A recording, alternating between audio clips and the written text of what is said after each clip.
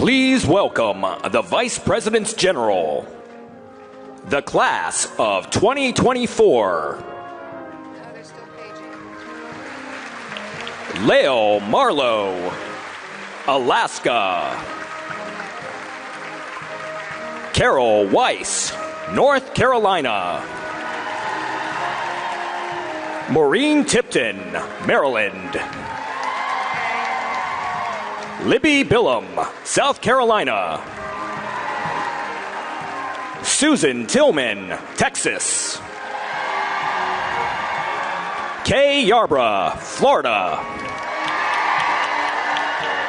Tammy Clemens, Alabama.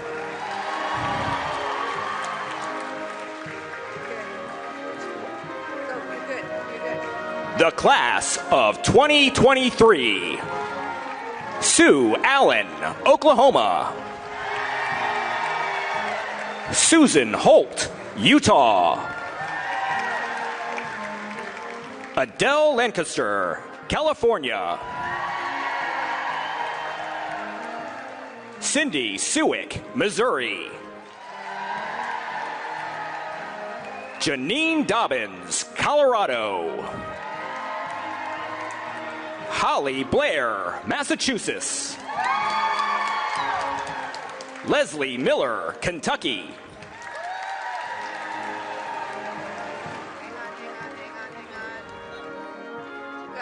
The class of 2022.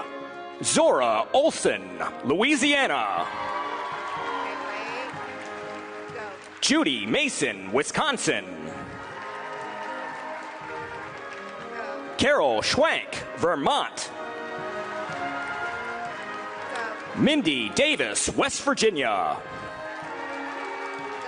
Nancy Wright, Ohio. Cynthia McNamara, Mississippi. Charlotte Reynolds, Tennessee.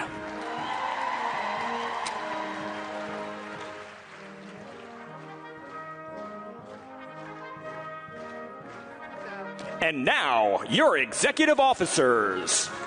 Cynthia Moody Parnell, Reporter General. Janet Looney Whittington, Curator General. Cynthia Brown Sweeney, Librarian General. Laura McCrillis Kessler, Historian General. Pat Miller McFall, Registrar General. Dawn Crumley Lemongello, Treasurer General. Virginia Sebastian Storage, Organizing Secretary General. Catherine Walker West, Corresponding Secretary General. Peggy Carney Troxel, Recording Secretary General. Pamela Peterson Bork, Chaplain General. Pamela Rouse Wright, First Vice President General.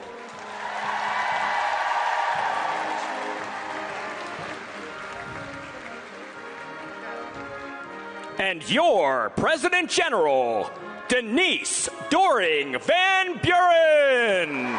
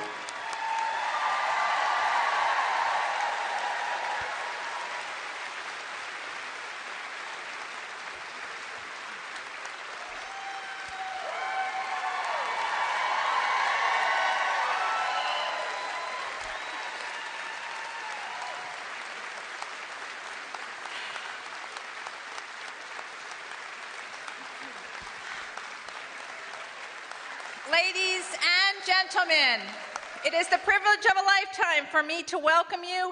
It brings me a great deal of joy to welcome you home.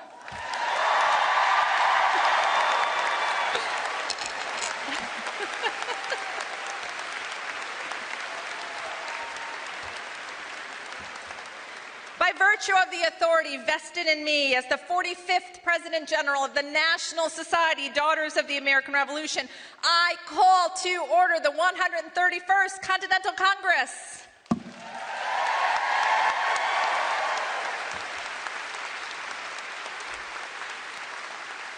We know, of course, that opening night ceremonies are always special occasions indeed, but tonight is indeed unique. For we gather for the first time in 3 years. We gather because we have together brought our national society out of the darkness and into the light.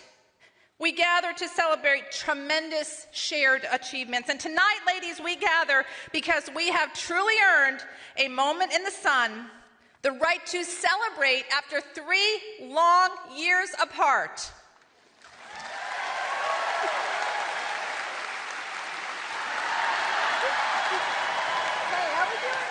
Okay. Woo!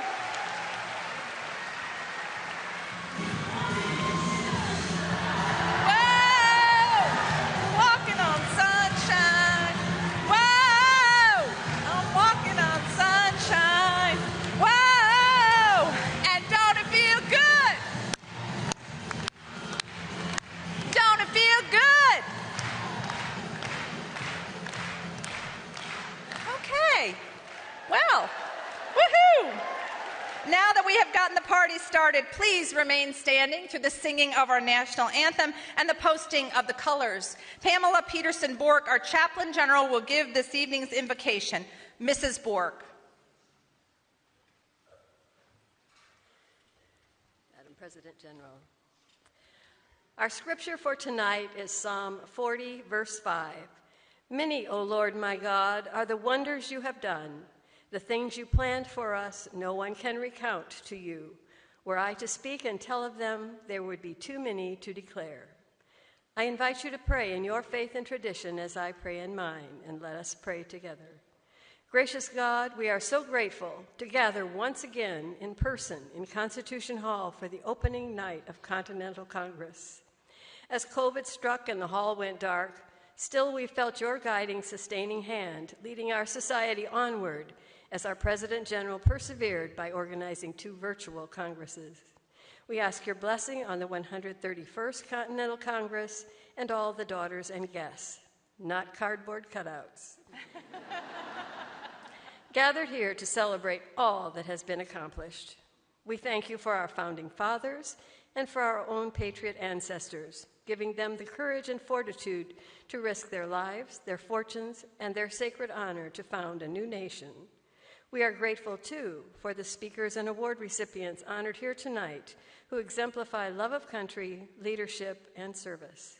We thank you for your abiding presence in the life of our country and ask your continued blessing on our nation, its leaders, and its citizens. Amen. That was lovely, Mrs. Bork. Presley Waggoner, Honorary President General, will lead the Assembly in reciting the Pledge of Allegiance to the flag of the United States of America. Mrs. Waggoner.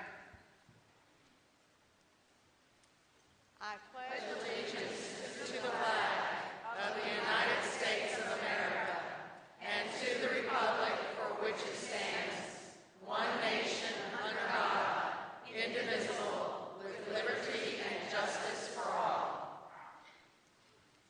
And Lael E. Marlowe, Vice President General, will lead us in the American's Creed. Mrs. Marlowe.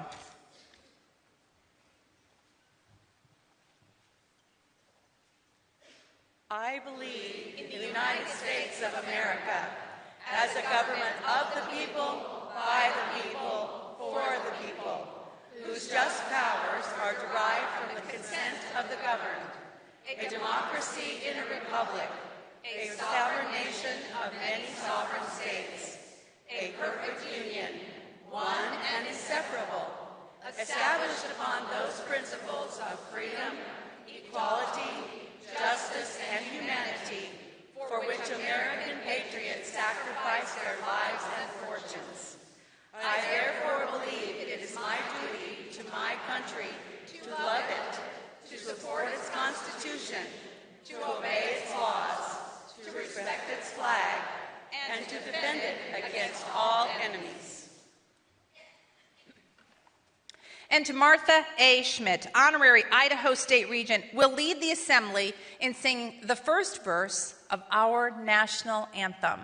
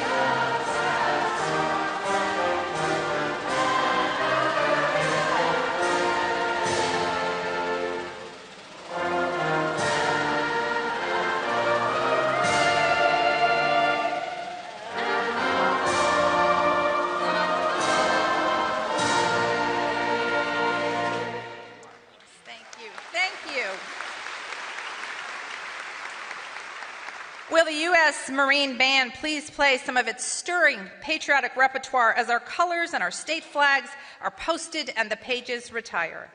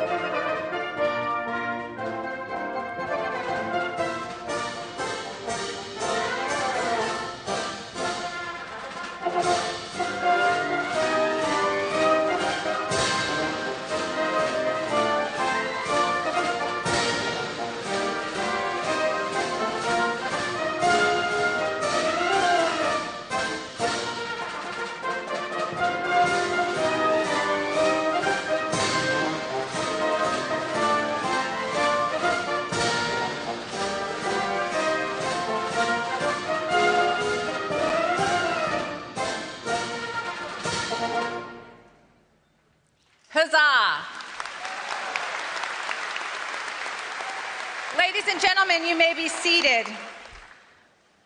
What a joy to have you back in our beautiful hall and to hear you recite the Pledge of Allegiance and the American's Creed and sing our national anthem. We are delighted to have with us this evening the President's own United States Marine Band under the direction of Master Gunnery Sergeant Dwayne King.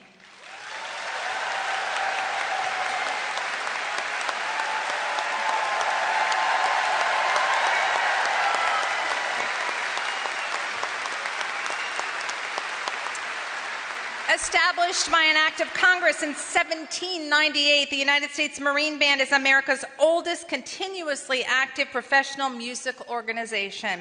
In March of 1801, the band performed for the Thomas Jefferson inauguration. And it is believed that it has performed for every presidential inauguration ever since.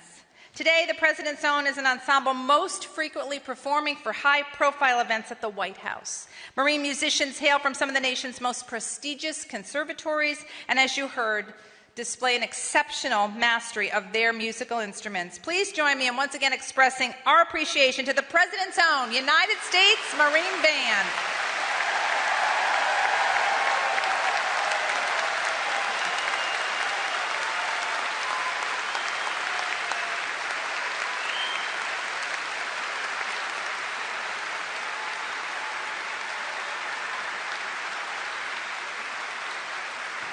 Thank you. We celebrate tonight in our historic landmark after its glorious $15 million historic restoration. Please enjoy this short video that highlights the massive construction effort that occurred since we last gathered here in 2019.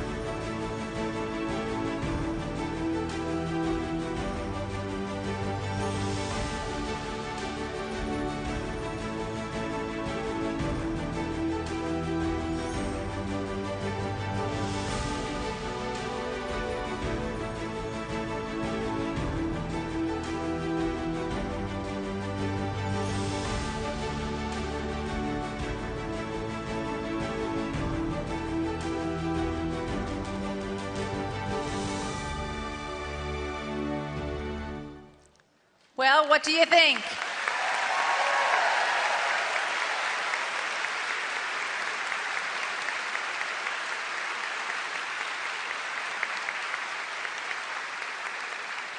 Thank you for your support. You, of course, ladies, are the real stars of this show, and tonight is our chance to shine, to twinkle, to glimmer, and yes, to glow. For ladies, this is our gift to our society's bright future.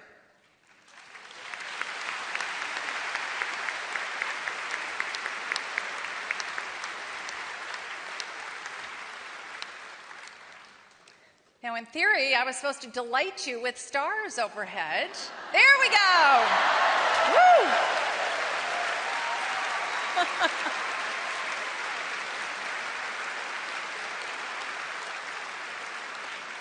It is indeed the first time since the 1950s that starlight has greeted the daughters at a Continental Congress. Thank you for making this possible.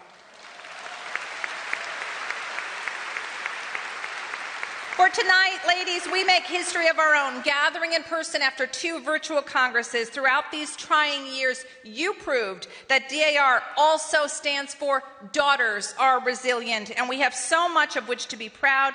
Here are just a few examples.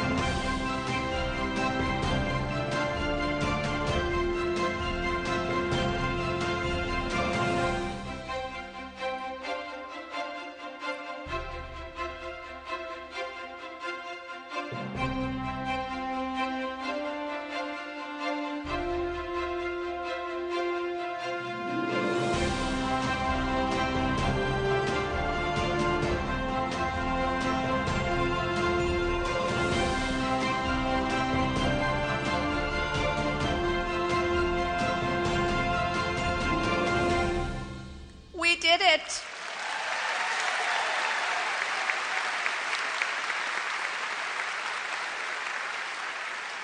Thank you for carrying forward the lessons of hard work and determination by those who went before us, and for leaving an inspiring legacy for those who will follow. Let us begin our formal program. The President of the United States has sent greetings to be presented to the Assembly. Please stand.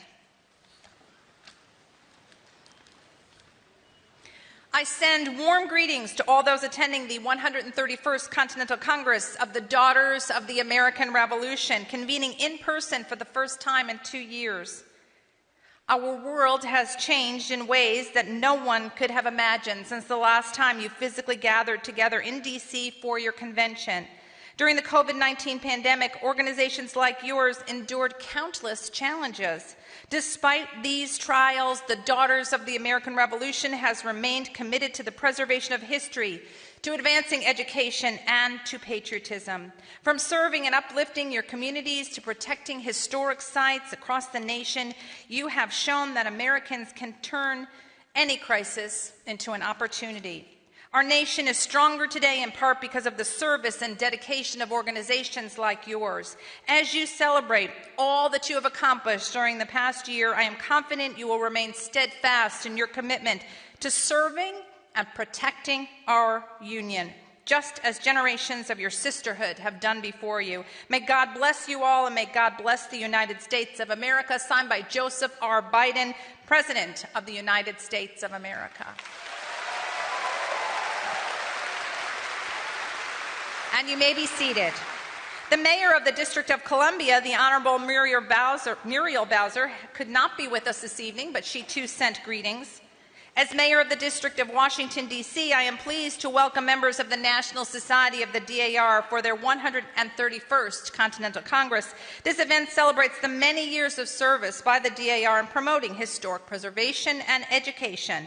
This is also an opportunity to highlight the past year, honor outstanding award recipients, and plan future initiatives.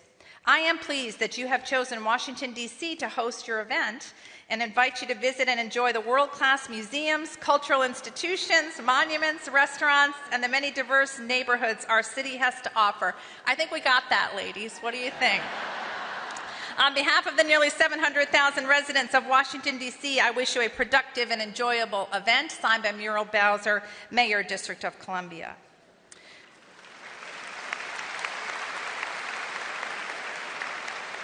This evening, we also welcome the children of the American Revolution. With us are Diana Brokaw, Senior National President of the National Society, and Kegel Kao, National President. Mrs. Brokaw and Ms. Kao will share greetings. Ladies. Thank you.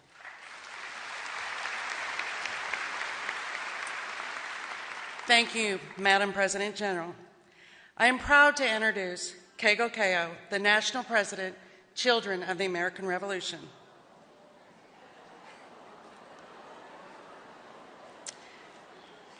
Ms. Kao is a sophomore at Louisiana State University, Ogden Honors College, seeking a double degree in political science and international studies and a minor in business. She is also a Pi Beta Phi National Fraternity member and is serving as a censor. Kegel is a charter member of the Fort Atkins Society, reorganized in 2012 in Lake Charles, Louisiana. She is also a junior member of the Louisiana Bayou DAR chapter, the last Louisianian to hold the position of national president was in 1956. And I am very positive they are very proud of her this evening. Ms. Kao?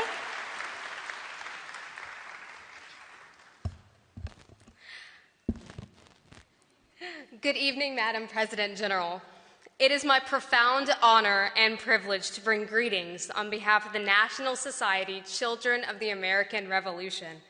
As a joint member of CAR and DAR, I'm grateful for the connection between our two organizations and thrilled to share with you this year's national project. Our theme for this year is Find Fun in the Past, Build Joy for the Future.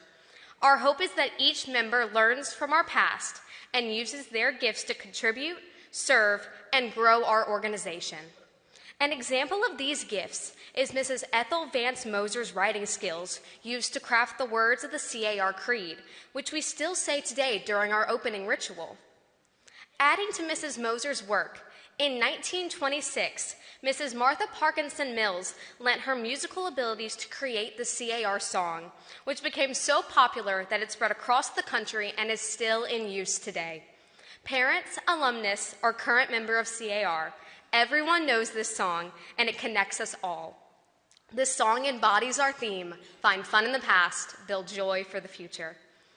I believe this learn and grow connection is exactly what Mrs. Lothrop was referring to when she discussed George Washington. Mrs. Lothrop shared that the important work was to connect the living personality of Washington to the hearts and minds of the children, that they could not fail to recognize him as their friend today. This is the seed of the idea for planting a tree on the grounds of Mount Vernon in the name of the children and the appeal it would have on the young people that would visit. This is another example in CAR where we looked at our past to find joy in our future. The symbol of our theme this year is a sunflower. First of all, I love sunflowers. It is my favorite flower. But just as important to me, the sunflower symbolizes wisdom, vitality, and happiness. These are not just words. I believe these are among the critical components that the Daughters of the American Revolution bring to the CAR.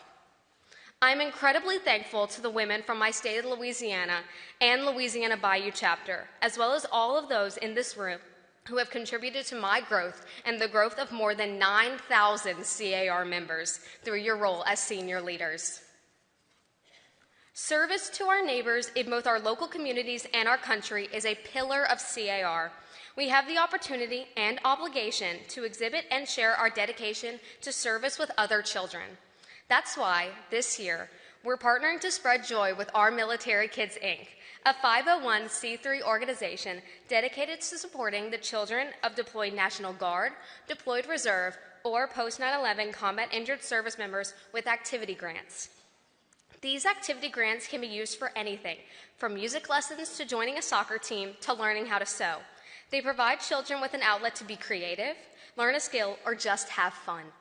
All of the same things I found through CAR. And just like Mrs. Harriet Lothrop said, good citizens cannot be made suddenly. They must grow. Thank you, Madam President General, for inviting us, and congratulations on such an incredible administration. On behalf of the National Society, Children of the American Revolution, we present this as a token of our appreciation to you. Thank you. Thank you so much. I also have the honor of presenting an award to the DAR State Society with the most significant percentage increase in dual membership between January 1st and December 31st. That winner is the Texas State Society with 93 verified members.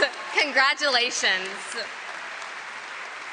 Tonight, the NSCAR flag is presented by my younger sister, Caroline Kao, of the Fort Atkinson Society.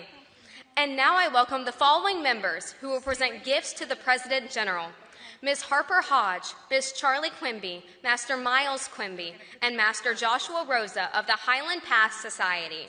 An exceptional introduction to Master James Van Buren, CAR's newest member. Number 170,098, date June 29th, 2022.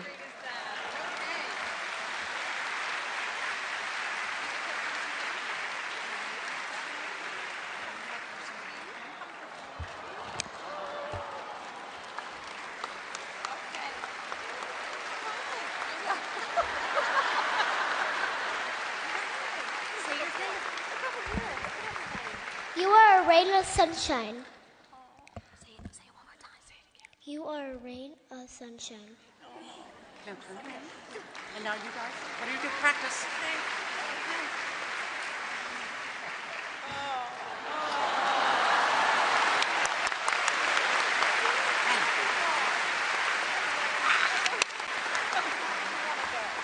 Thank you so much. Thank you. Could we pose for a picture? Would that be all right? Okay, we'll step over here. Put your smiles on. We practice those. Okay, is that all right? Absolutely.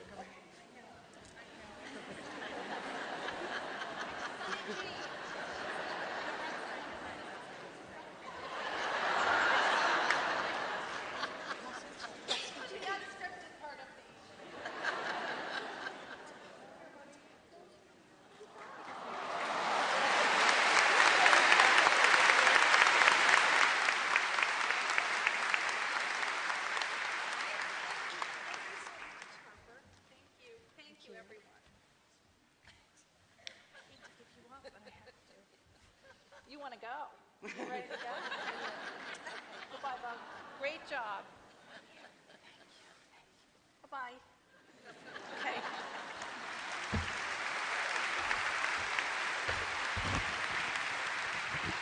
Thank you for humoring me. That was one little ray of sunshine for our family during the pandemic, was James.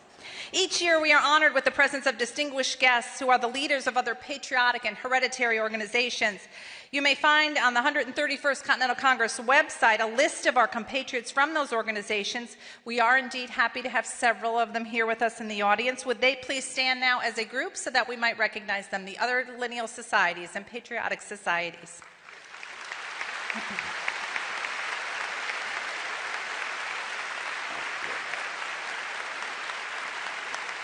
Thank you so much.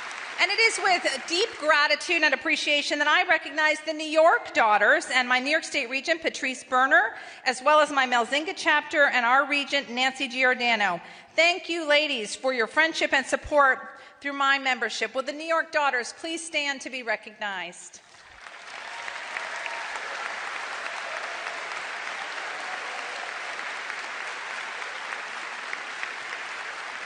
You have no idea the things I have talked them into over the course of the years. You met the Executive Committee and the Vice Presidents General during this evening's processional. Will the executive officers please stand as a group so that we may welcome them?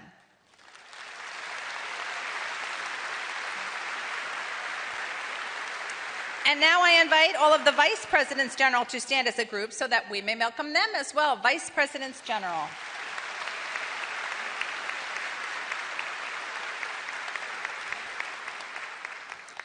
Honorary Presidents General have given many years of service to the Society. Upon completion of their terms of office, they continue to serve as consultants to the President General. Please hold your applause until both have been presented this evening. Presley M. Wagoner, 2004 to 2007, and Lynn Forney Young, 2013 to 2016. Ladies, thank you.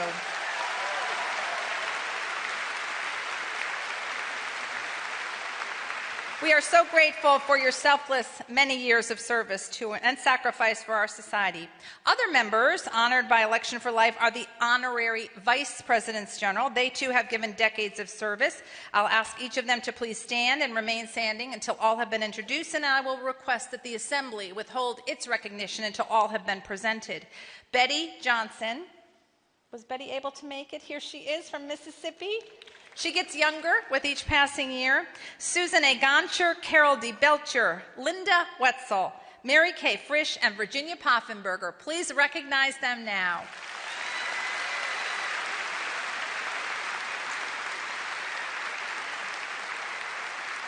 Thank you, ladies, for your years of dedicated service. Now, my family and friends were especially supportive of me during the many trying months of my term in office. You might suspect it wasn't very easy to live with me. I will be forever grateful for their strength and for their positivity when I needed it most. I'm fortunate that many of them are here this evening. They are seated in or near the President's General box. And so, beloveds, all of you who are my guests tonight, would you please stand so that the Assembly may thank you for putting up with me?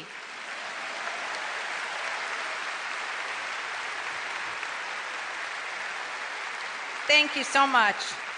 Our annual Continental Congress provides a platform to recognize some of our nation's most outstanding citizens. And we begin this evening with an Americanism Medal, an award given to a man or woman who is a naturalized citizen and who has shown extraordinary qualities of leadership, trustworthiness, service, and patriotism. This year's honoree immigrated from Cuba as a refugee at the height of the Cold War as a child with his family and rose to become one of the top leaders of our armed forces. It is with a great deal of pride that I present our 2022 Americanism Medal honoree, Secretary of the Navy, the Honorable Carlos del Toro.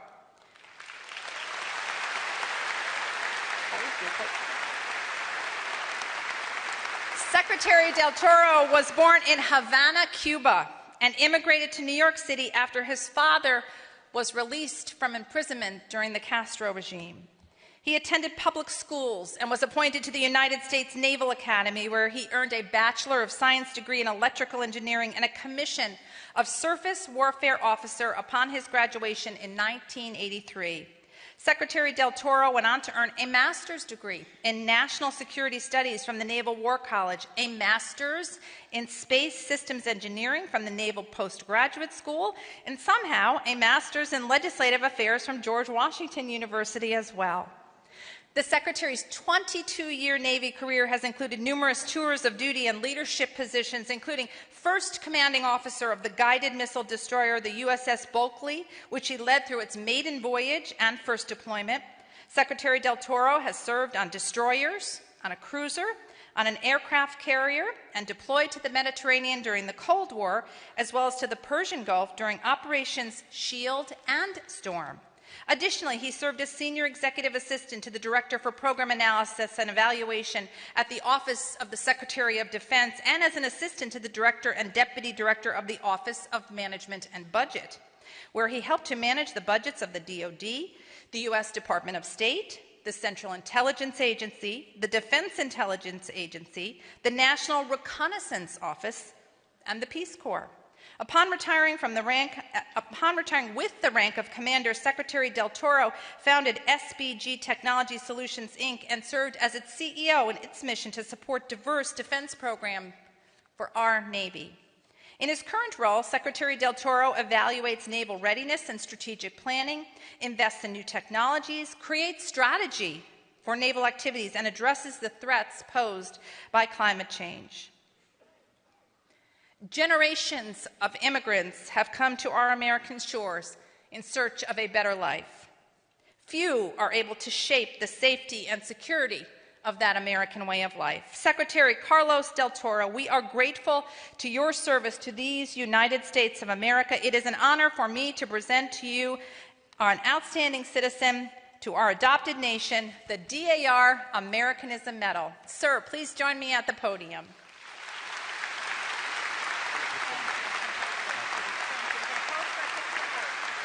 Very good. Where would you like to do it? Probably over here would be just great.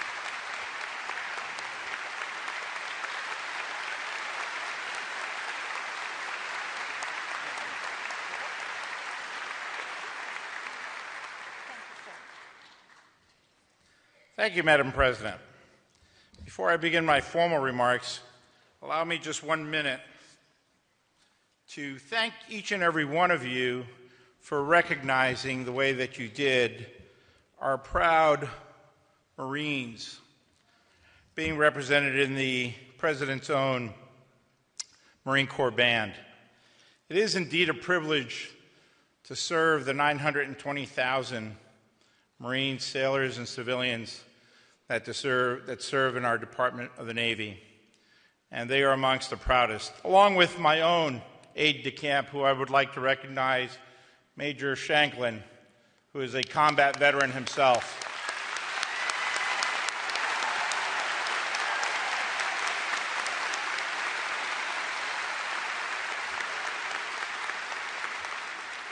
I salute you, Major.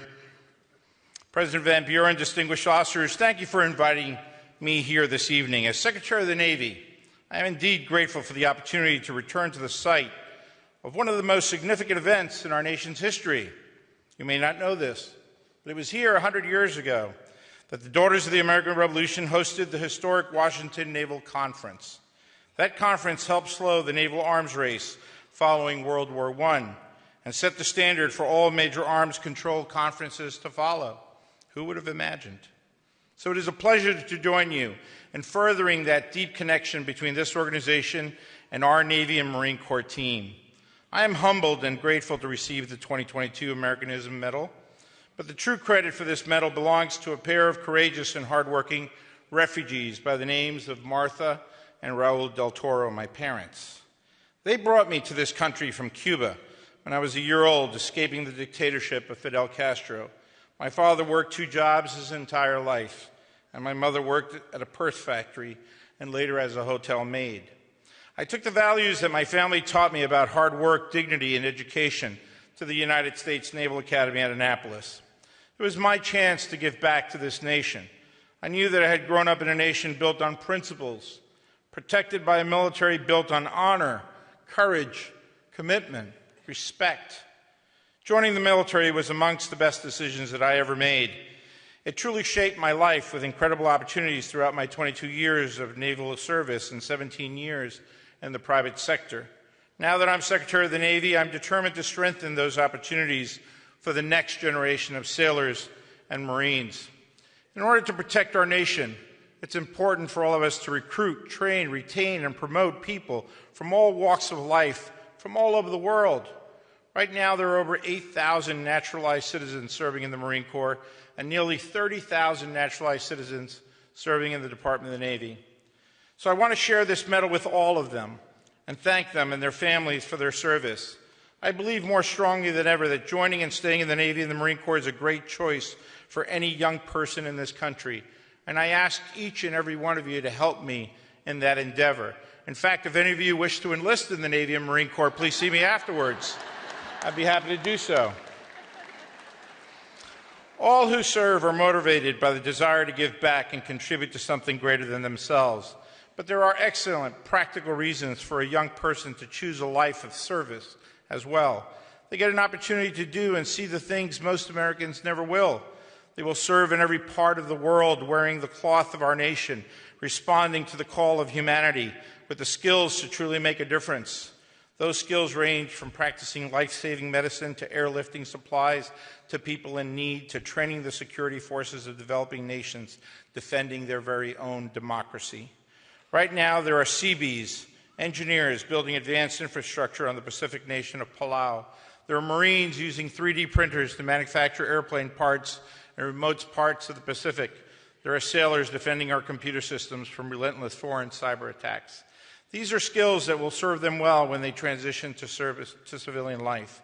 They will also be well served by the leadership experience that they have gained, the discipline that they have cultivated, and the mental resiliency that they have developed in the face of challenge and adversity. For our Navy and Marine Corps, education is not just about attracting and retaining quality applicants.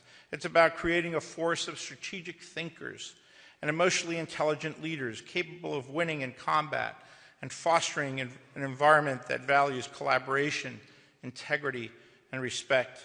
I owe the Navy for the world-class education that I received first at the Naval Academy and later at other schools.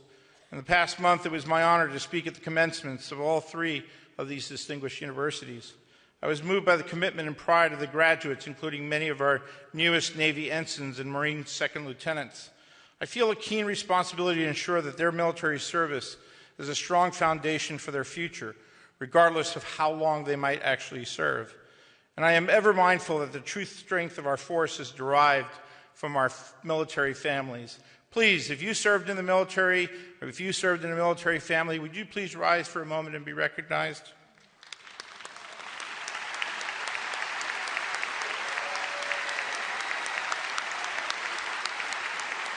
Thank you. I know many of you have answered that call of service as a member of the armed forces or as a military spouse, a child, or a parent. You know firsthand that life in the United States military is one of the most fulfilling and worthwhile paths that a young person can take with their very own lives. As your Secretary of the Navy, I pledge that I will do everything I can to ensure their safety, their well-being, and opportunity to thrive for every sailor and Marine and military family in our fleet and our force today. Just like Martha and Raul del Toro entrusted their son to the leadership of then Secretary of the Navy, Edward Hidalgo, our first Hispanic Secretary of the Navy, in 1979, I know there are parents and families trusting me with their loved ones today. I will strive to continue earning that trust every single day. So thank you once again for this award and for all that you do for our sailors and our Marines. May God bless each and every one of you. And may God watch over all who serve. Thank you. Thank you. Thank you very much.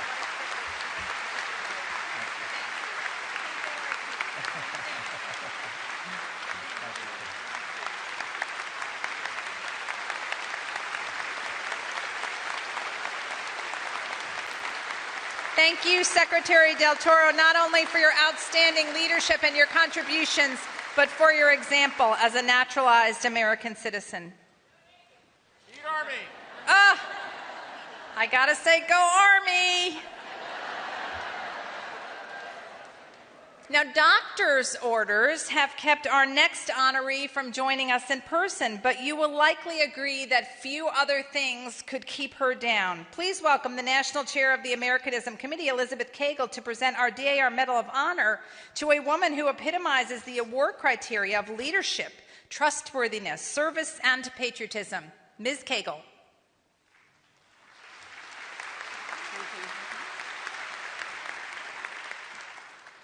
Mary Wallace Wally Funk was nominated for the DAR Medal of Honor by the Captain Molly Corbin chapter of Texas. At 82 years old, Wally Funk became the oldest ever person to fly into outer space on July 20th, 2021, when she blasted into space on Blue Origin spaceflight. She was with Amazon founder Jeff Bezos. However, this was not her first venture into space. At a very young age, Wally inherited two things from her mother: a love of country and a love of flying.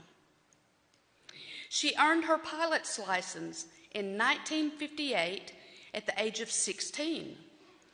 And during her days at Oklahoma State University, she was awarded countless aviation certificates and ratings while leading the Flying Aggies.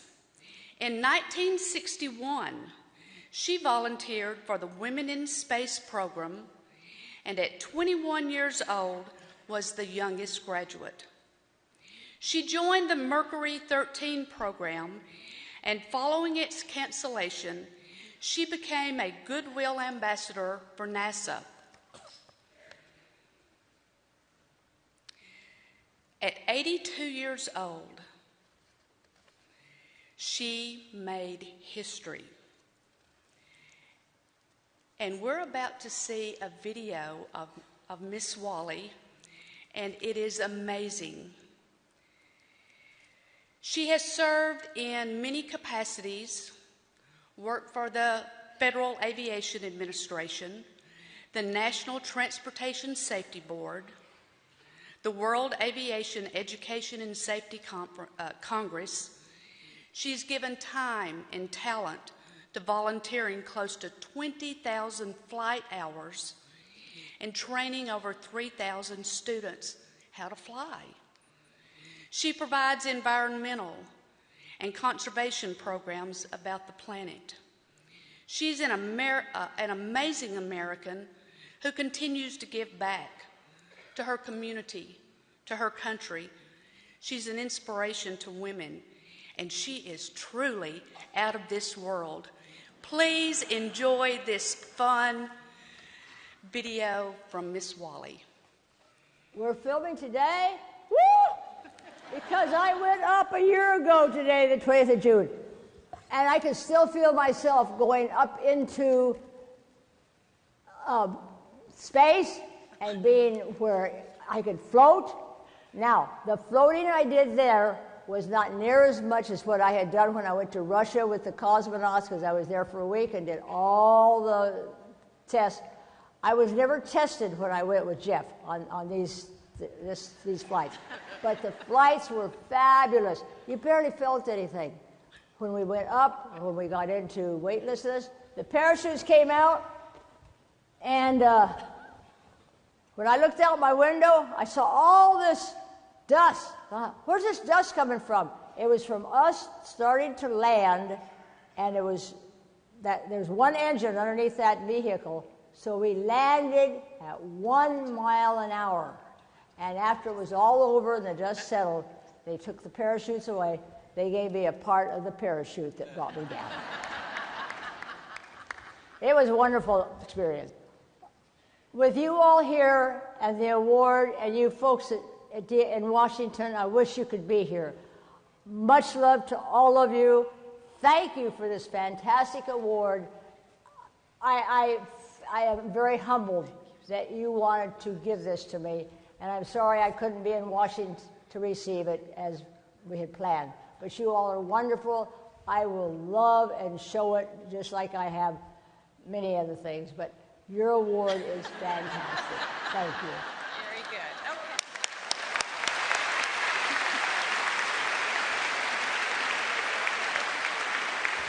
We are so deeply sorry that her doctor did not allow her to travel, because I think I'd like to have a glass of wine with her tonight. Wouldn't she be fun?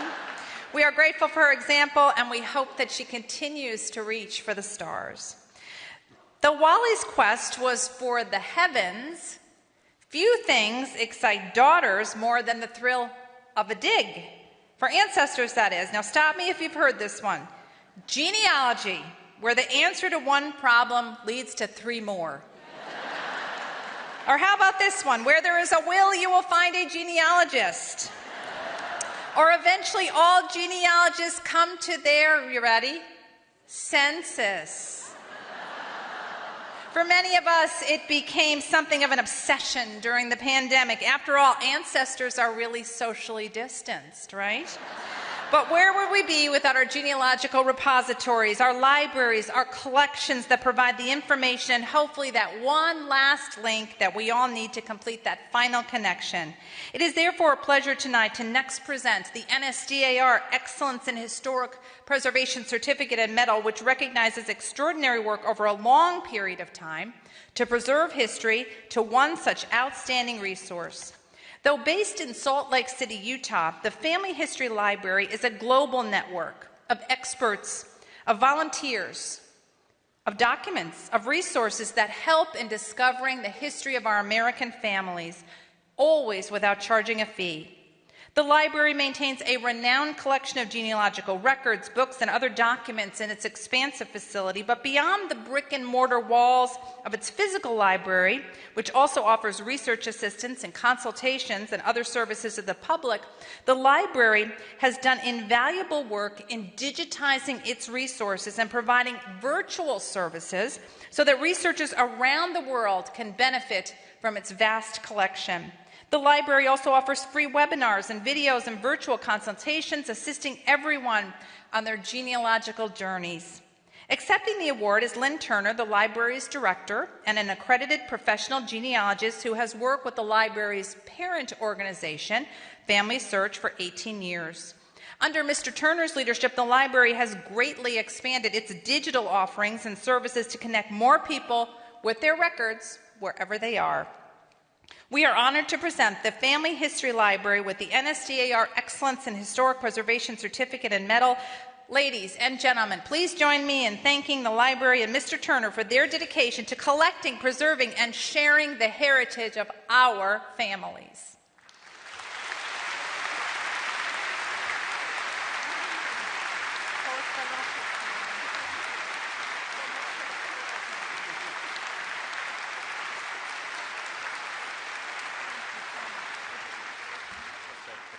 Excellent.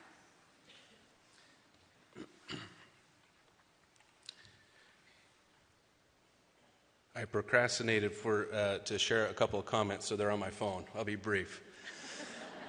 This morning, Mrs. Beverly Toom gave me a tour of your wonderful buildings. As she showed me the library, time period rooms, and this amazing meeting hall, I couldn't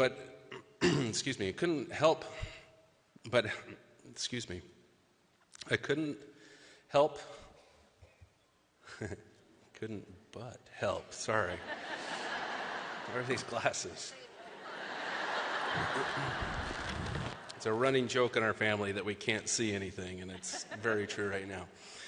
I couldn't but help think of those whose shoulders you stand on, your incredible ancestors who shaped this amazing country. During our tour, I learned that the DAR was created in 1890, just 4 years before the Genealogical Society of Utah, which is now known as Family Search. I cannot accept this award without recognizing and honoring all those who have come before me, whose shoulders I stand on. Family Search started with a few hundred books, and now we have more than 1 million books, half of which are digitized. Nearly 5 billion historical record images digitized, and more than 11 billion searchable names. At Family Search, we strive to create inspiring experiences for anyone that desires to discover and connect with their families, past and present. We hope that as you have discovered and connected with your ancestors through our services, you have felt that joy. On behalf of the Family History Library and Family Search, I would like to express my gratitude to Madam President General Mrs. Van Buren and the Daughters of the American Revolution for this prestigious award. Thank you.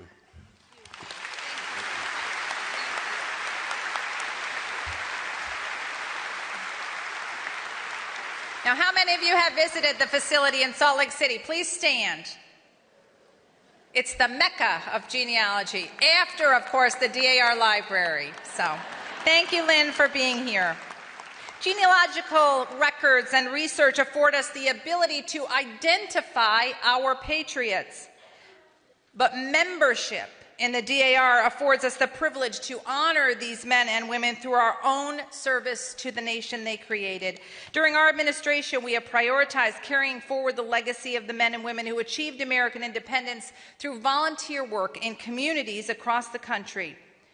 Your more than 14 million, in fact, I'll update that, your more than 15 million hours of service illustrate your dedication to the land that we love and that they won on our behalf. We have also shared the responsibility to raise awareness of the patriots and their achievements among our fellow citizens. Throughout these 3 years, we've focused new initiatives to honor our patriots in order to inspire our nation to carry forward a shared commitment to American ideals. I'm so grateful to all the members and chapters who have commemorated the Patriots' memories and achievements on the local level. Daughters, as the direct descendants of Patriots, we do indeed share a special bond to ensure that their sacrifices are not forgotten and that the republic for which they fought and died continues to thrive. I am so grateful for your local stewardship of their memory. But here are 5 brief examples of things that we've done on the national level as well. Number 1, one of our most visible initiatives is the DAR Pathway of the Patriots, a unique living project to plant 250 trees, each in honor of a patriot of the American Revolution, and each sponsored by an individual donor. Earlier this year, we announced the exciting news that the pathway would be planted in Yorktown, Virginia, in order to celebrate the journey toward American independence that culminated there with Washington's victory over Cornwallis. I was pleased to participate in a ceremonial tree planting at the historic Yorktown Old Custom House on June the 7th in order to celebrate the project moving forward and the planting of the full grove of 250 trees nearby in the future, which we will do in partnership with the American Battlefield Trust on a trust-owned property. Number 2, at last year's Congress, we announced another exciting collaboration with the American Battlefield Trust. Our organizations have combined our areas of expertise to create a groundbreaking online gateway that brings to life the fascinating people of the Revolutionary era. In the first online exhibit, we present the stimulating question, which side would you choose? In order to help Americans of today understand the complex decisions made by our ancestors. By examining the lives of both patriots and loyalists to contrast the complex choices before them, the exhibit showcases the diverse viewpoints and experiences of Americans who chose to fight for their own liberty. This digital experience uses cutting-edge technology to share the compelling stories of the Revolution with modern audiences. You can find it linked from our DAR website. Please browse this site, share it with educators and historians in your communities, and schedule a chapter meeting to discuss the choices made by our ancestors. We thank the American Battlefield Trust and its staff for collaboration on these 2 exciting projects that promote our shared interest. Thirdly, we continue to work to do a better job of telling the stories of sometimes complex patriots whose stories and records have often been left out of traditional accounts. Our E Pluribus Unum educational initiative, introduced at the 2020 Continental Congress, seeks to identify more underrepresented patriots in order to raise both awareness of their contributions and, just as important, to welcome their descendants into membership in our national society. Already, a new online database called Patriots of Color and a DAR Museum online exhibit have been created. And the hiring of a specialty researcher has bolstered our historical information and resources on this topic, with initial work focused on early U.S. Census data. We have thus far identified 25 new patriots of color, and we have a working list of 100 more. A new section of the E Pluribus Unum website features them in specialized patriot profiles.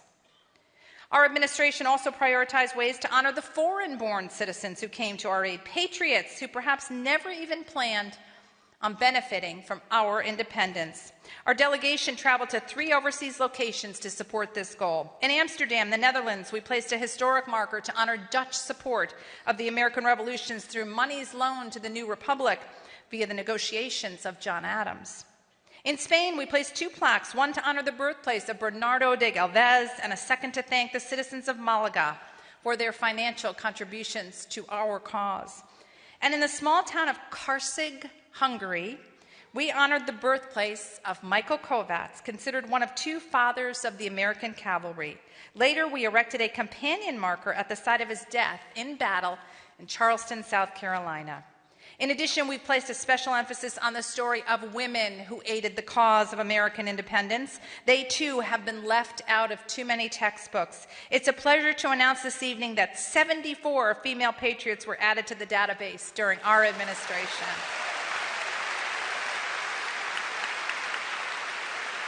Number 4, This is like the David Letterman countdown. Number 4, our America 250 historic markers aim to raise awareness of our patriots from all across the country. To date, 63 applications have been approved in 36 states. We hope that each state will have at least one of these markers in place before 2026, the 250th anniversary of the signing of the Declaration of Independence.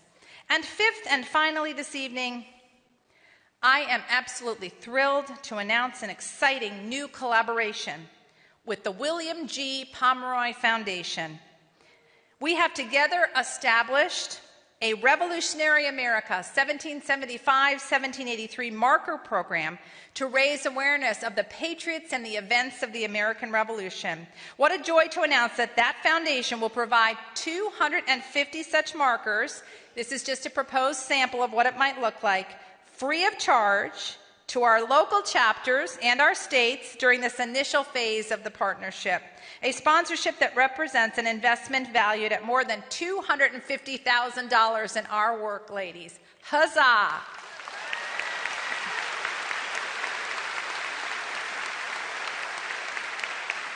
I hope that you will join me in recognizing the executive director of the foundation, Darren Pomeroy. Was she able to make it? Well, don't just sit there, Darren. Stand up and take a bow. We're so pleased that you're with us.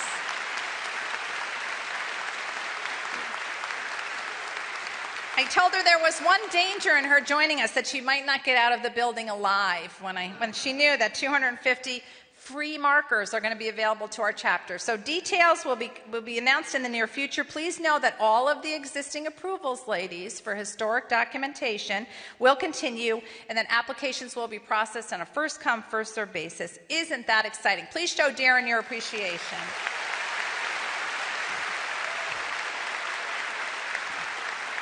I thank you, daughters, for all your efforts to honor the patriots who founded our nation. Equally important, I applaud you for honoring their sacrifice by being a part of our vibrant service organization. Well, we have a very special treat for you now. Please join me in welcoming to our stage bluegrass country music artist and U.S. Navy veteran, Kenny Ray Horton. Born in Rocky Comfort, Missouri, Mr. Horton grew up in a musical environment and moved to Nashville in the 1990s when he initially found success as a songwriter. Musicians including Kenny Rogers picked up his compositions.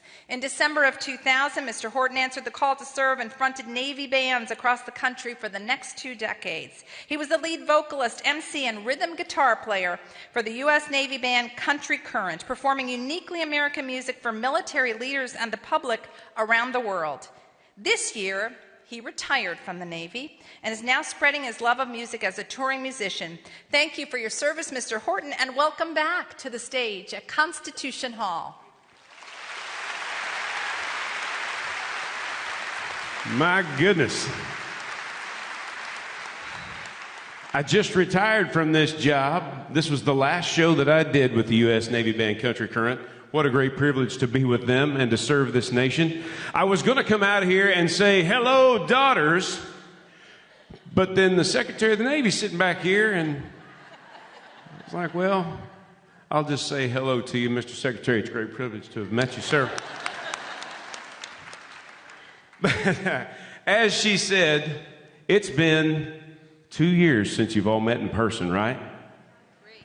Well, I'm from a little bitty town in Rocky Comfort, Missouri. If you know where that is, you came a long way to get your money back here. But I will say this. In Rocky Comfort, Missouri, sometimes you can go 2 years without seeing somebody. But it's great to have everybody together. It's great to be here. Thank you so much. I'm humbled at the privilege to be here tonight. And let's have some fun, shall we? I'm going to do a little tune, a little Brooks and Dunn song here, tell you a little bit about where I'm from.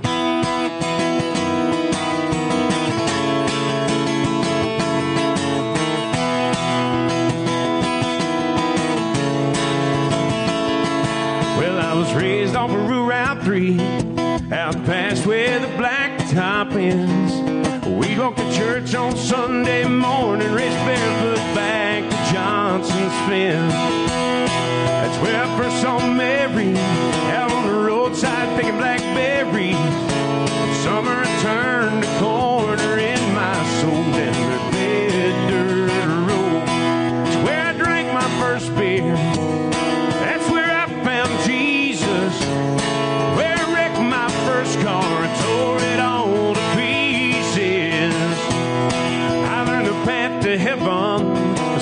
sinners and believers. I learned that happiness on earth ain't just for high achievers. I learned, and I come to know, there's life at both ends of that red dirt road. How many of you grew up on a dirt road somewhere? That's right. You'd always drive real slow after you wash your car, didn't you? Well, her daddy didn't like me much in that shackled up GTO. I'd sneak out in the middle of the night, throw rocks at her bedroom window. We turn off the headlights, drive by the moonlight, talk about where the future might go. Down that red dirt road, it's where I drank my first beer, where I found Jesus, where I wrecked my first car and tore it all to pieces. I learned the path to heaven is full of sinners and believers. I learned that happiness on earth ain't just for high achievers. I've learned, I come to know, there's life at both ends of that red dirt road. Well, I went out into this world and I came back in. I lost Mary, but I got her back again. Driving home tonight feels like I found a long lost friend. It's where I drank my first beer, that's where I found Jesus, where I wrecked my first car and tore it all to pieces. I learned the path to heaven is full of sinners and believers. I learned that happiness on earth ain't just for high achievers. I've learned, I come to know, there's life at both ends of that red dirt road. Oh yes, I've learned, I come to know, there's life at both ends of that red dirt road. That red dirt road.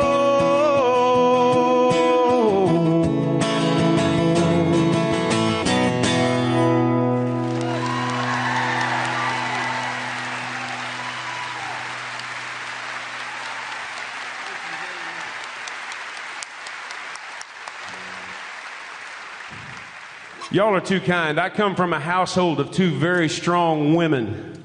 They have to be. They put up with me. One's my wife and one's my daughter.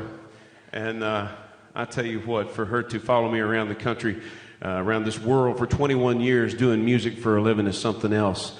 And I tell you, my daughter, I'm just as proud of her as I could possibly be. And they're watching this evening, so whenever you do, if you feel like applauding, be sure it's real loud so they can hear it. Make sure they know I've got an audience. But, hey, you all sound like a fun bunch. You ready to have fun over here? Okay. How about over here? What do you think, middle? Okay, now we're going to start easy now. We're just going to start nice and easy. I'm a big fan of big songwriters because I spent a lot of time in Nashville studying their lyrics, studying how they wrote big songs. One of my favorites I never got to meet, but I sure wish I could have. He's a writer of this song right here. I hope you know some of the words to this song. If you don't, you will when the song's over. Trailers for sale or rent, room to let 50 cents. No phone, no pool, no pets. That's right. How about 2 hours of pushing broom buys a 8 by 12 4-bedroom. I'm a man of means by no means. That's right, yeah. 3rd boxcar, midnight train, destination Bangor, Maine. Oh, hey, where's my Maine people? I saw that hand go up. Yeah. I had to acknowledge it. Well, third boxcar, midnight train, destination Bangor, Maine. Old worn-out suit and shoes, I don't pay no union dues. I smoke old stogies I have found, a little short but not too big around. I'm a man of means by no means. Come on.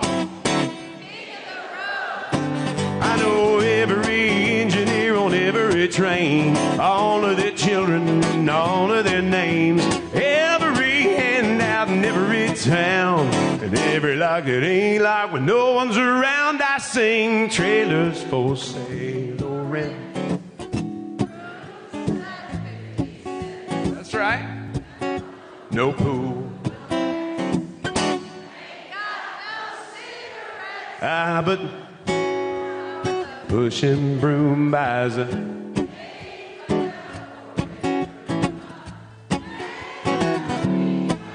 come on!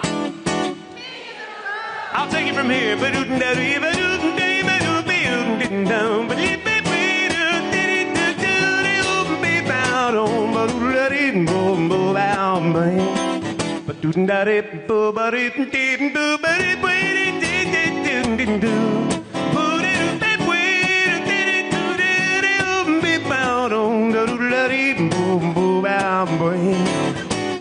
King of the road, sing it with me now, come on.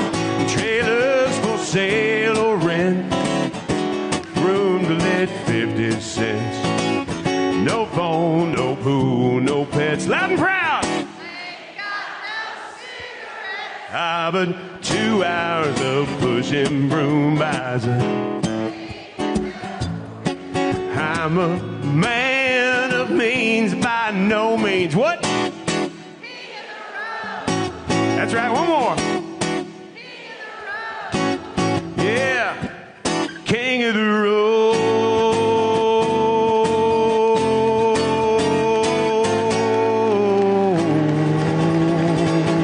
Give yourself a hand, nice job.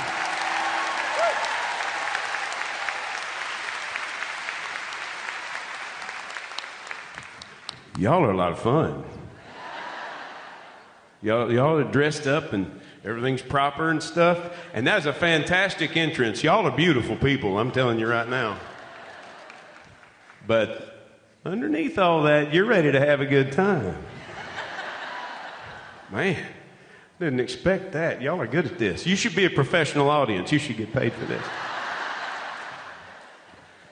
So while I was in Nashville, Tennessee, ladies and gentlemen, I gained a great appreciation for those people that had gone before me, just as I did while I was serving in the United States Navy. And, oh, thank you very much. I appreciate that. It's, my wife said I looked pretty good in my uniform. No, and I did as much study as I possibly could. And I used to work for a guy by the name of John Prine back in the day. And John, love John. Miss him. And he had an appreciation for this particular songwriter, and this song seems to stick out in my head because he mentioned it kind of in passing one day, but he had a great appreciation for this man's capability of creating music. And Mr. Glenn Campbell was one of the great songwriters in this world. And just because the allergies, you know, that's one thing. I toured out to West Texas this year, and I forgot about allergies, and then I got back here, and I was quickly reminded by holy mackerel. So I might need a little help on this song here, but it talks about what it's like to walk the streets of Nashville and try to be a songwriter.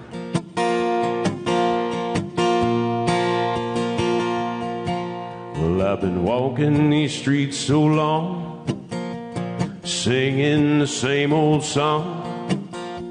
I know every crack in these dirty sidewalks of Broadway, where hustle's the name of the game. The nice guys get washed away like the snow and the rain. There's been a load of compromising down this road to my horizon. rising, and I'm gonna be where the lights are shining on me. Come on, like a, that's right, riding out on a horse in a star-spangled rodeo, like a, getting cards and letters from people I don't even know, and offers coming over the phone.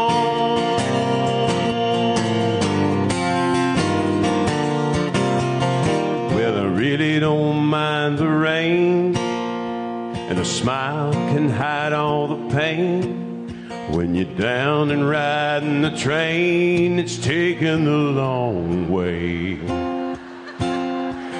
Think of the things that I'll do, a subway token and $1 tucked inside my shoe.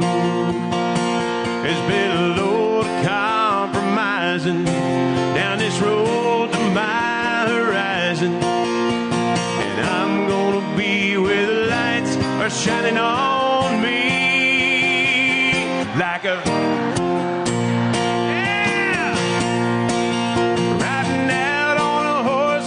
star-spangled rodeo, like a, getting cards and letters from people I don't even know, and offers coming over the phone. Here we go, ready? Like a rhinestone cowboy, riding out on a horse in a star-spangled rodeo. On your own now, do it. Like a, getting cards and letters from people I don't even know, and offers coming over the phone.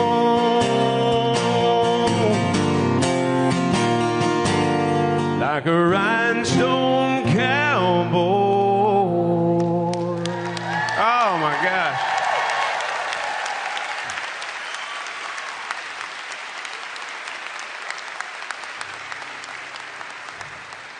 Now that's pretty amazing. Let me tell you why. That's never happened to me before in my life.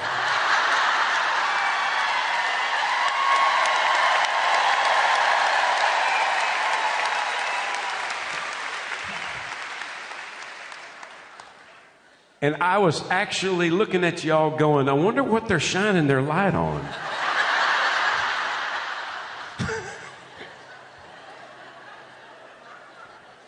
Hey, look, I'm only from a town of population 15 people. Don't give me too much credit.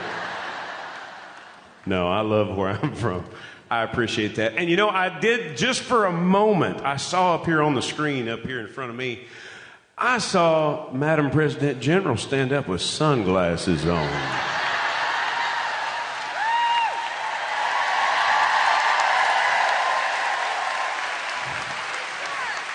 I do believe that that has now earned her a new nickname, and I want to bequeath that nickname to her right now this evening. Is that going to be okay with y'all? Now, we respectfully refer to her as Madam President General. I think she just earned the notorious MPG.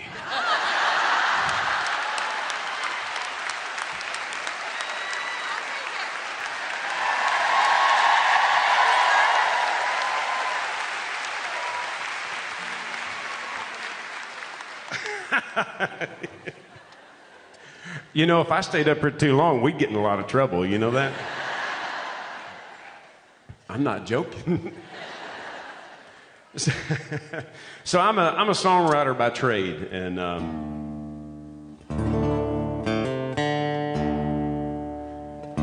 whenever I sit down to write a song, there's a lot of meaning behind it.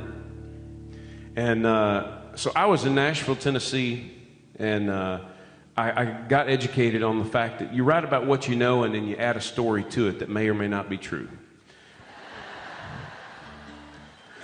I wasn't even trying to make a joke. But when I wrote this song, I was actually thinking about all the farmers in the Midwest, or farmers anywhere, but particularly in the Midwest, because that's what I had grown up with. and Oklahoma, Arkansas, Kansas, Missouri.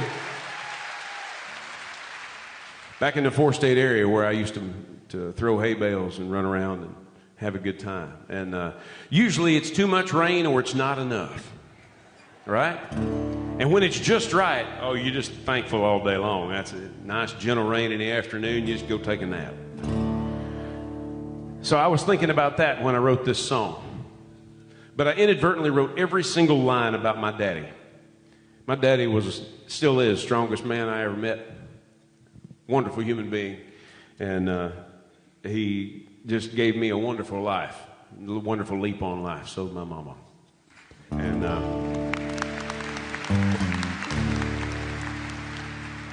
so we started doing this when I was in the Navy band, and we'd have it on the set list. It's called "Hope It Grows." That's the title of this song. And so they had it in the set list, "Hope It Grows." Hope it grows. Be right there. Usually third, fourth in line. I just count on it being there. One night it's not there. I went, wait a minute. When did we change this? Oh, it's there. Just read closer. Well, okay. So I started reading. It was there all right. They just retitled it Viagra. So that's the part I made up. So anyway. No, I hope you like this song. It's going to be the title track off my upcoming record, and I'm very proud of this piece of music. And I hope that there's someone in your life that every line of this song pertains to. I feel like there's going to be, and it might even be you. Hope you like it. It's called "Hope It Grows."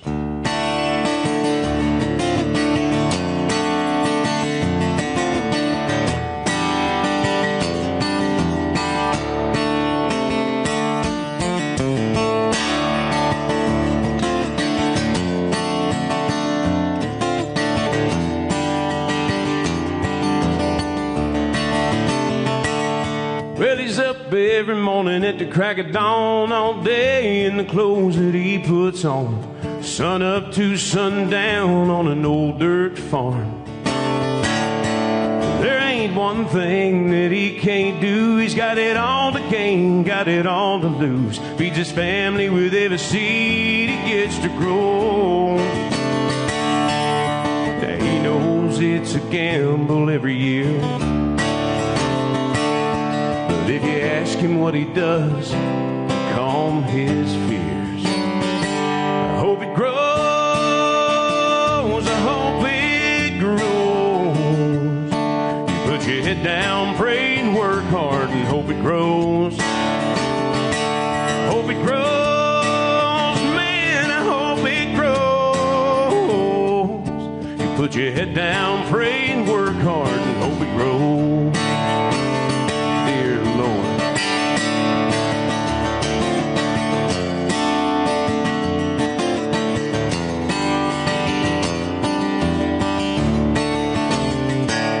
Well, there's corn in the crib and hay in the barn, doing all he can to keep the family farm.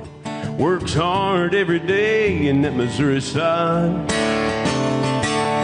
Well, he plows his fields with one good mule and lives his life by the golden rule, taught to him by his daddy's hand and the word of God. Now he knows it's a gamble every year. If you ask him what he does to calm his fears, I hope it grows, I hope it grows. Put your head down, pray and work hard and hope it grows. I hope it grows, man, I hope it grows. You put your head down, pray and work hard and hope it grows. Amen.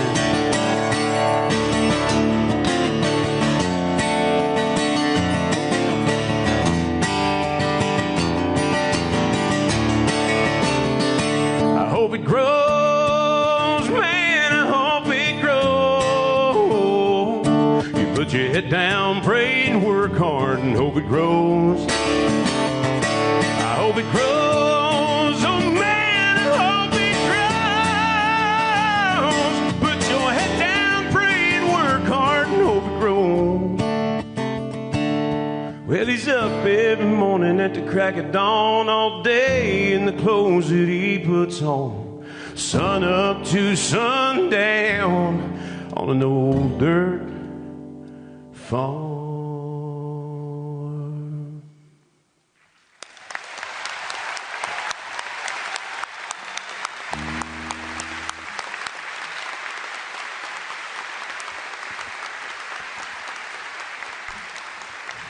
Thank you very much. Hey, I know that there's a bunch of folks out there streaming as well. I want to say a great big howdy to all of the folks out there that tuned in.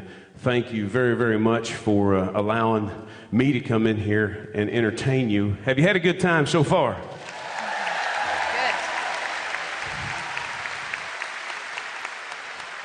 Good. It's just me and a guitar and my wife, 2 dogs, and we get out across the country and we look to try to perform anywhere we can for folks all across this great country.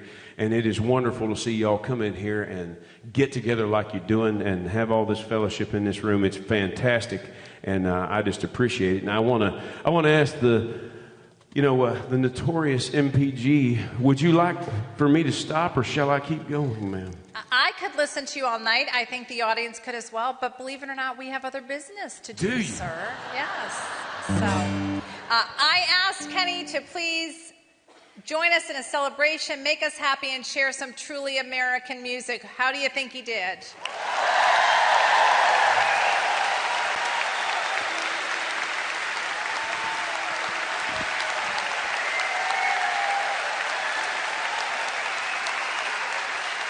Thank you very much, everybody. I appreciate it. My name's Kenny Ray Horton. Hopefully I'll see you again sometime down the road. Thank you. Very good. Thank you, sir. Thank you. We thank you for sharing your many gifts with us tonight and, of course, for serving our nation. Thank you. If you'd actually join me here at the lectern, we never let anyone escape unscathed, especially someone wearing a shirt like that. Okay, we have a certificate of appreciation for you to thank you for sharing your music with us. Thank you. They're going to take a photo with us, and a guitar and the hat and the whole bit. Goodness sakes.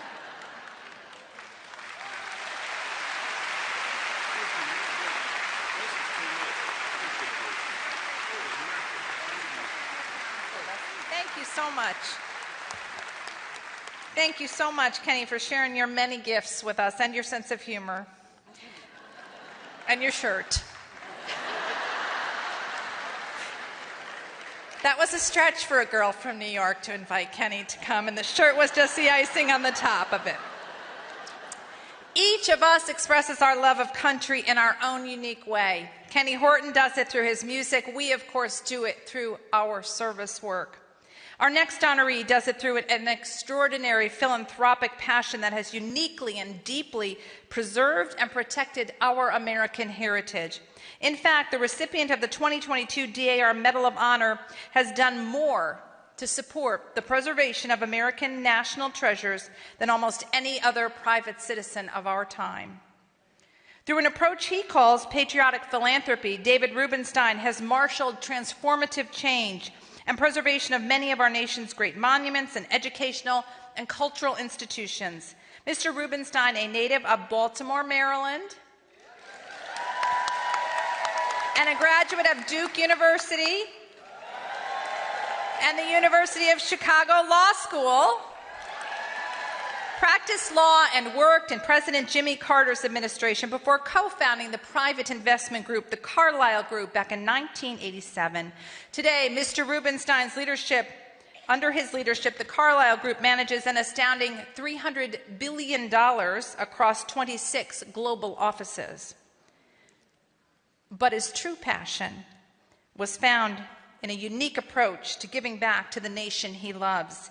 He is the chairman of the boards of the John F. Kennedy Center for Performing Arts, the Council on Foreign Relations, the National Gallery of Art, the Economic Club of Washington, and the University of Chicago, among others.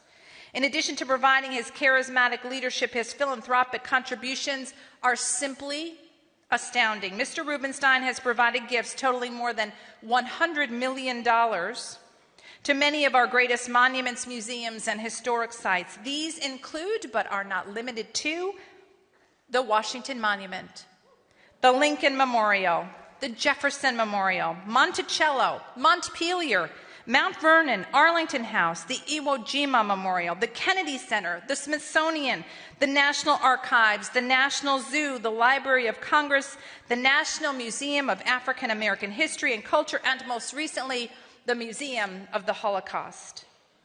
Mr. Rubenstein also happens to be the owner of a few copies of a few rare American documents. Those include the Magna Carta, the Declaration of Independence, the U.S. Constitution, the Bill of Rights, the Emancipation Proclamation, and the 13th Amendment. Mr. Rubenstein has loaned these documents to the United States government so that they will be appreciated by the public.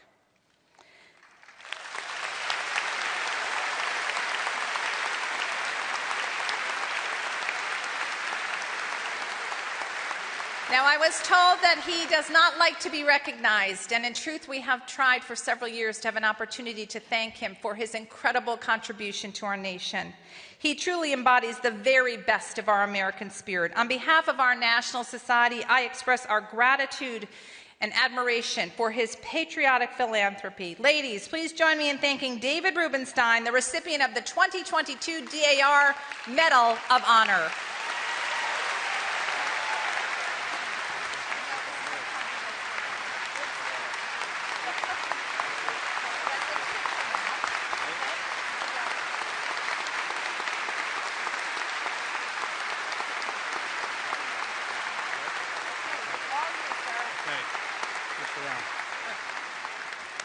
So how many of you here are daughters of the American Revolution?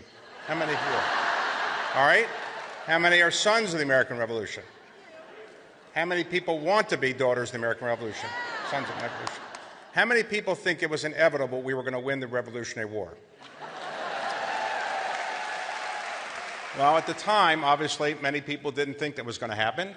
We had very few armed forces. We didn't have a great Navy at the time. And we really didn't have anything but a spirit that believed that we should be able to govern ourselves.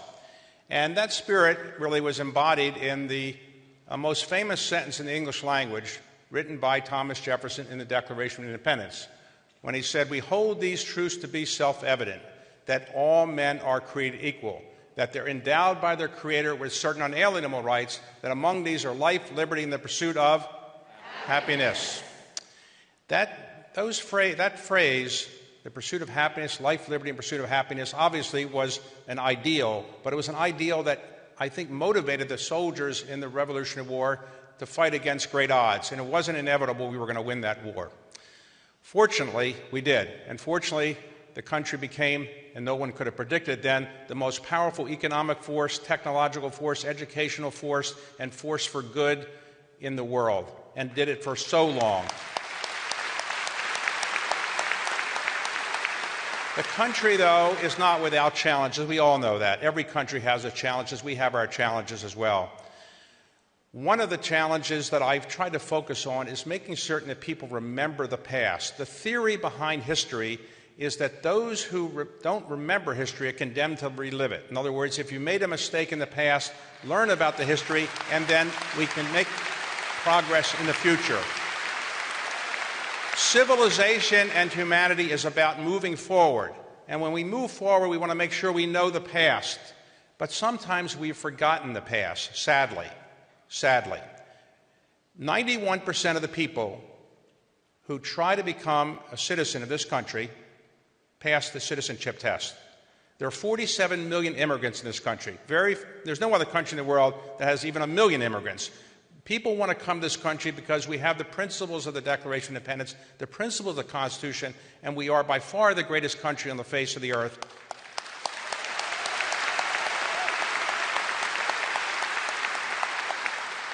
But 91% of the people that take that test from abroad become citizens, and they want to be citizens. Sadly, the same test was given to people born in the United States a few years ago. In only one state, Vermont, could a majority of citizens pass that test. Now, why is that? Well, we don't teach history very much anymore. We don't teach civics anymore. We're concerned about STEM, and STEM is important for sure. But we have to remember the past if we're going to make progress in the future. And so one of the things I've tried to do is to preserve the past. Now, why preserve it? Why do we care if we preserve Monticello? Why do we care? Why do we care if we preserve the Magna Carta, the Declaration of Independence? Why do we care? What difference does it make? We know what's in the Declaration of Independence. We know what Monticello looked like. We know what Mount Vernon looks like. What difference does it make? Well, it turns out that the human brain has not yet evolved, fortunately, has not yet evolved to the point where you see something on a computer slide, it's the same as seeing it in person.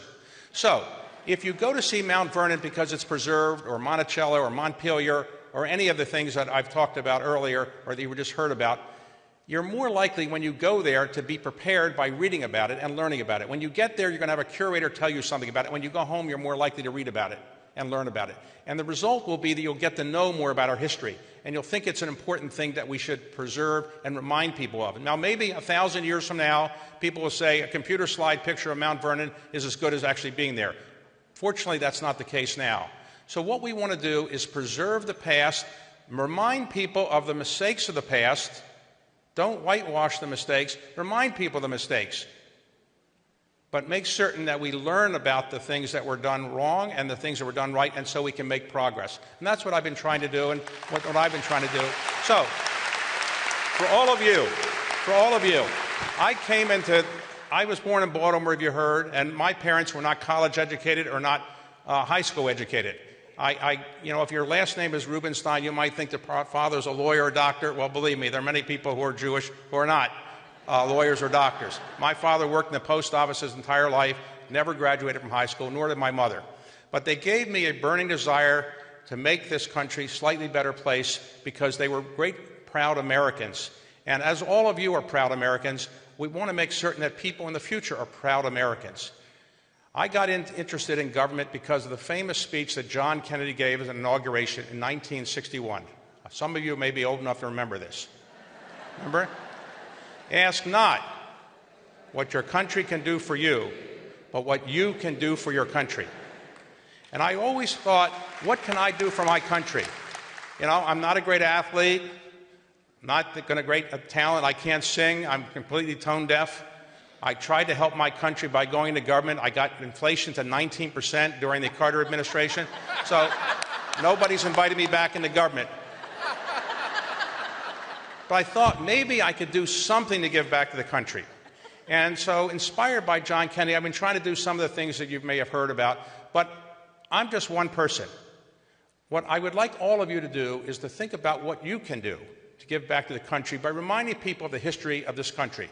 So when you go home, you go back to California, you go back to Texas, you go back to Illinois, you go back to Mississippi, think about what you can do with your children and your grandchildren to remind them a little bit more about the history of this country, the good and the bad, and so that they can become more informed citizens. The theory of representative democracy is that we have an informed citizenry.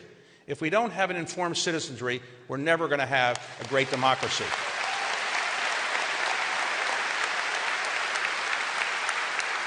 So what you have done already over the last 130 years is to remind people of the history of the Revolutionary War and other things about our country. And I applaud you for doing that, but I ask you to think about what more you can do.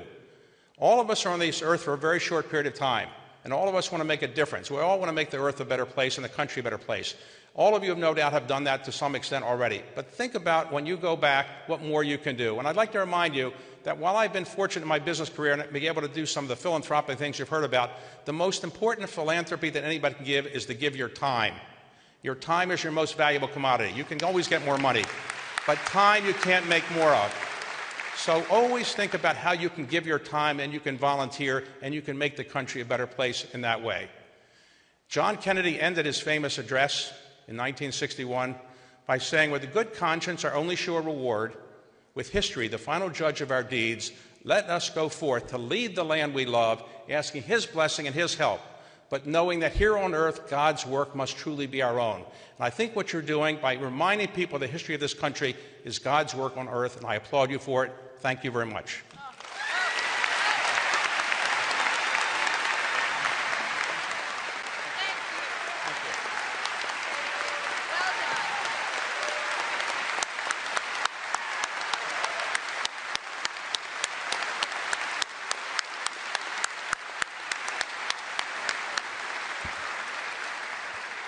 Thank you, sir, for so eloquently expressing a love of country that I know that everyone in this auditorium shares with you. Once again, would you join me in recognizing David Rubenstein for his extraordinary example?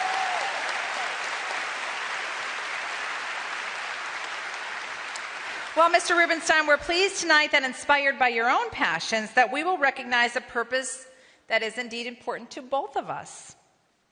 The President General's Medallion honors those organizations that personify the spirit of the DAR through exceptional service, as demonstrated by their commitment to historic preservation, education, and/or patriotism. It is a distinct honor to present the President General's Medallion to the Trust for the National Mall. Recognition of its outstanding work as the leading nonprofit, nonpartisan philanthropic partner of the National Park Service, it is dedicated to restoring, enriching, and preserving the National Mall here in Washington, D.C. In addition to providing private funding and expertise to support sustainability and restoration projects, the Trust for the National Mall mobilizes volunteers and provides educational opportunities for the public about America's front yard. The National Mall is one of our foremost American treasures, a place where people from around the globe visit and learn about our nation's heritage, our democracy, our sacrifices, and our capacity for change toward a greater good. We are proud to be a neighbor and to recognize the work of the Trust with the presentation of the President General's Medallion. Accepting the award tonight is President and CEO Catherine Townsend. Ms. Townsend joined the Trust in 2016 and works to advance new initiatives and strategic philanthropy to secure the mall's glory for future generations. Please join me in welcoming Ms. Townsend.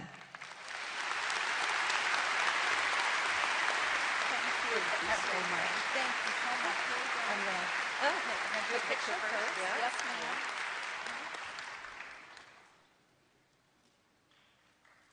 Thank you. Okay. Take it away.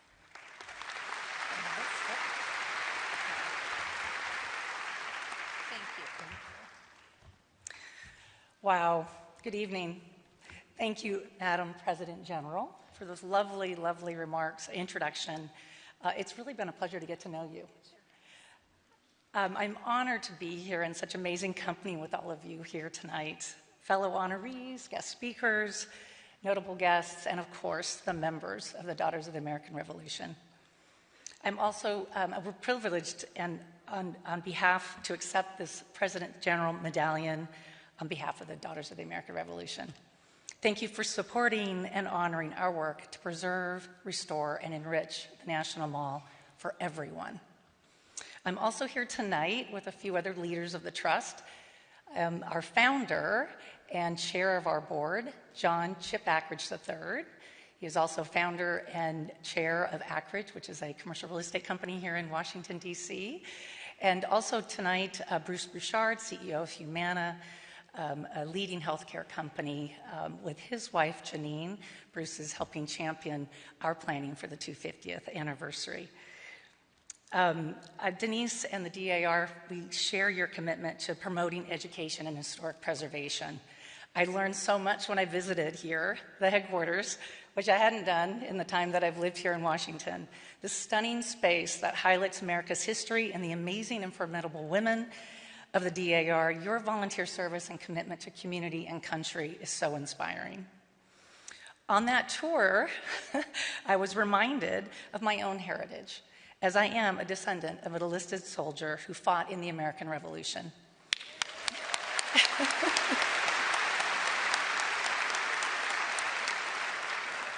As the story goes, my ancestor, Turner White, left his small farm in upstate Massachusetts and heeded the call and joined in the cause in support of American independence.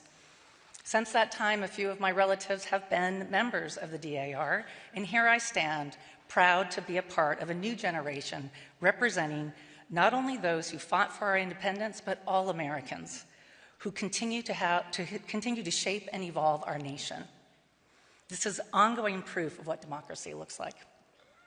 I am also proud to lead the Trust for the National Mall, a nonprofit organization dedicated to the preservation, restoration, and enrichment of what is known as America's front yard. the place where millions of people from around the world come each year to celebrate, to learn, and to honor American independence, freedom, and democratic ideals. It's who come to speak and stand to protect our freedoms and promote equality for all. 1,000 acres of vibrant, welcoming, and ever-changing grounds, just like our country. A site that connects us tonight is the memorial to the 56 signers of the Declaration of Independence at Constitution Gardens. The memorial was a gift to the nation from the Bicentennial Commission in 1976. Almost 50 years later, it needs a complete restoration. And the Trust for the National Mall wants to ensure that this important memorial, as well as the 36 acres of gardens and grounds, is ready and in great shape and looks beautiful for America's 250th anniversary in 2026. Yay!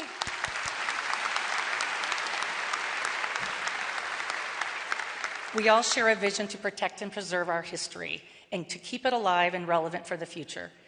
Great places and spaces like the National Mall have served as a constant through generations and, importantly, as grounds for change. In a few days, we will celebrate the 4th of July in grand fashion on the National Mall while marking the 4-year countdown to America's 250th birthday. Independence Day 2026 is sure to be a magnificent celebration on the National Mall, not just a center stage to honor American history and independence, but also a way to honor our heroes and leaders, past and present, the men and women who have served our country, and also to lift up the wide range of important, diverse voices that are essential to shaping our future. Nearly every monument and memorial on the National Mall has been built by private philanthropy. It will take bold action and support by organizations and individuals alike to help preserve, maintain, and evolve every part of America's civic stage, which was brought to life by and belongs to all of us. Government funding alone is simply not enough.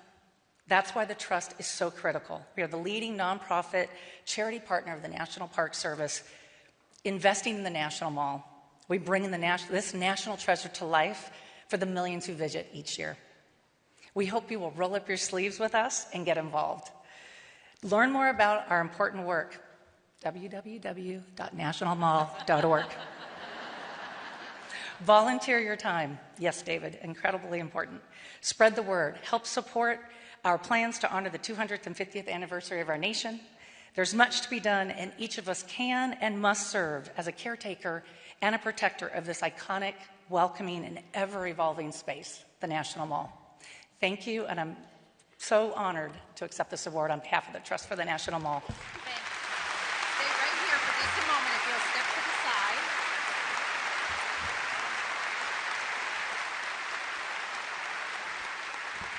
Thank you, Catherine. I was delighted to welcome her to our headquarters and to take her on a tour. And I have to say, she took my breath away when she told me that all these years she's worked with the National Trust and lived here, and she never knew our building was open to the public. So that's when I began this relentless campaign that she had to join DAR and become one of us. And so she was a little modest tonight. Not only does she have a patriot in her family tree, that patriot answered the call to the alarm at Lexington.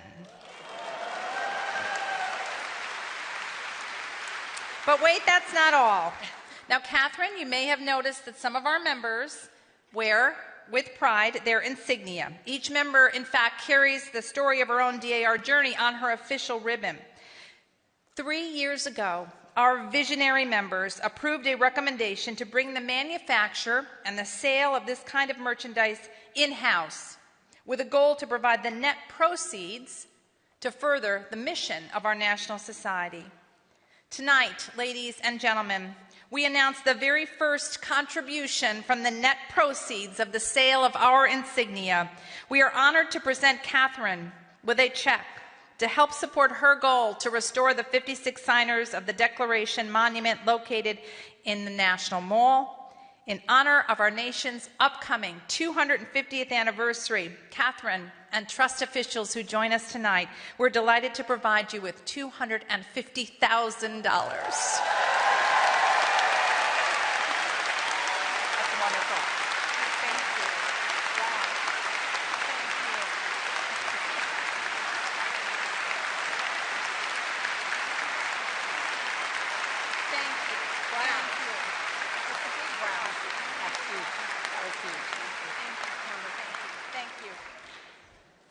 And her membership, by the way, is verified pending approval on July the 5th.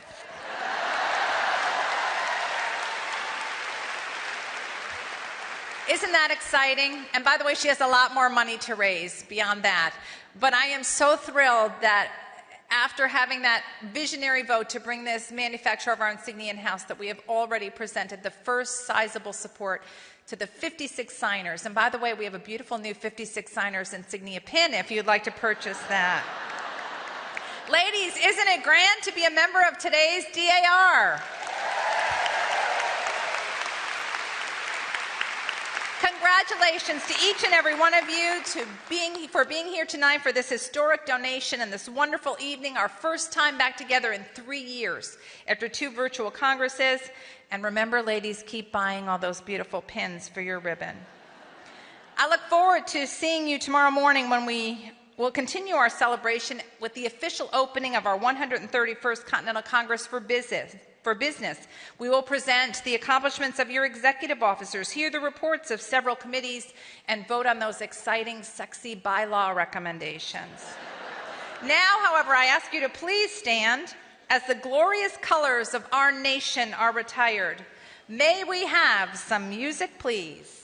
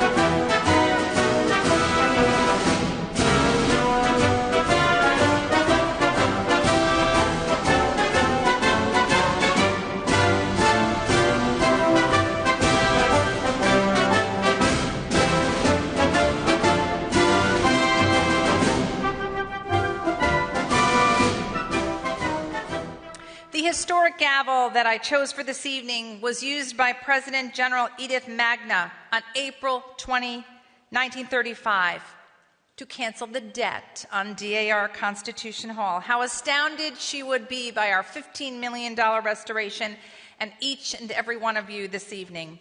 Our 131st Continental Congress is recessed until 9 a.m. tomorrow morning. Ladies and gentlemen, it's great to be back. Welcome home. Good evening. Thank you. Thank you.